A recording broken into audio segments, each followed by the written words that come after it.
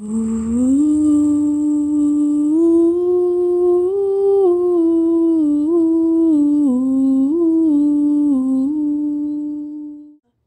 à vous, j'espère que vous allez bien. Je vous bénis au nom du Seigneur Jésus-Christ et que son esprit soit sur vous et qu'il vous bénisse.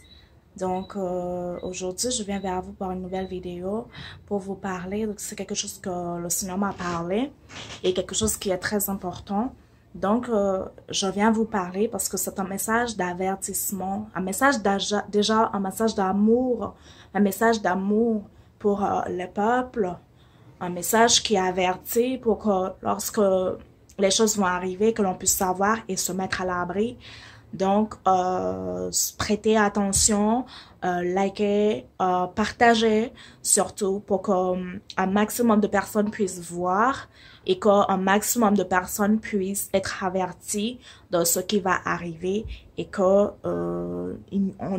ils puissent faire le nécessaire, qu'il n'ait pas qu'il ne soit pas dans la confusion. Donc moi, ce que le Seigneur m'a montré, c'est qu'il y a plusieurs années, mais encore cette année, où j'ai vraiment senti, où m'a vraiment montré plusieurs fois, où il insistait vraiment pour me dire, voici ce qui va arriver. Donc, ce qu'il m'a montré. Donc, l'une des choses, parce que je vous avais déjà fait une vidéo pour vous parler des autres choses qui vont arriver, notamment son retour, notamment la persécution, la famine. Mais ce que vous devez savoir aussi, c'est qu'il va y avoir une guerre en Europe. Et ce que le Seigneur m'a montré, c'est que cela va modifier les frontières d'Europe. Il y aura des pays qui vont perdre certains territoires. C'est-à-dire que les frontières vont être modifiées vraiment et certains territoires vont être perdus de certains pays et d'autres vont gagner des territoires. J'ai vu notamment la Pologne, j'ai vu tantôt les pays avaient...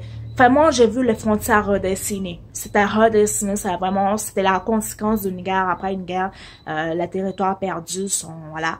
Et donc, les frontières étaient redessinées. Et ce que le Seigneur m'a montré aussi, c'est que il y aura cette guerre, mais il y aura aussi cette guerre en Guyane, car nous faisons partie de l'Europe aussi. Et ce que le Seigneur m'a montré, c'est qu'il va y avoir cette guerre, mais aussi en Guyane. Donc, c'est vraiment une guerre, littéralement une guerre. Donc, comme ce que vous savez qu'une guerre peut produire. Donc, c'est une guerre.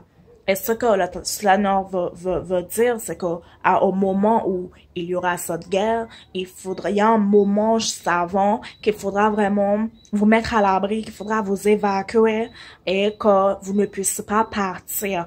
Moi, la première fois que j'avais vu cette scène, c'est que je voyais même à l'hôpital, les gens ils partaient, les gens en fait, ils enlevaient les malades pour les mettre ailleurs où la frappe ne pourra pas atteindre. Et ensuite, j'ai vu ces grandes eaux là qui arrivaient et qui a vraiment inondé toute la ville.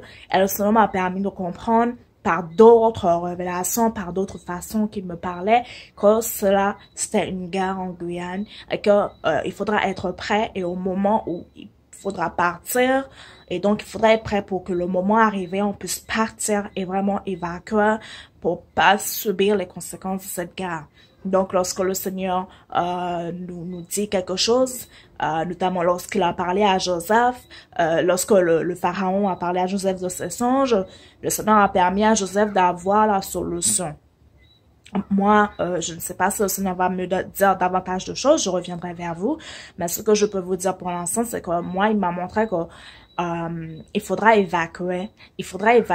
Et il y a un moment, il y a un élément déclencheur, vraiment un truc qui va nous dire, ok, c'est l'heure, il faudra évacuer. Donc vraiment tout le monde, hein, voilà.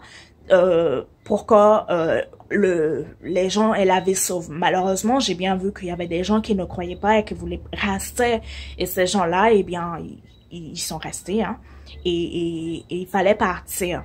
Et donc, cela va arriver.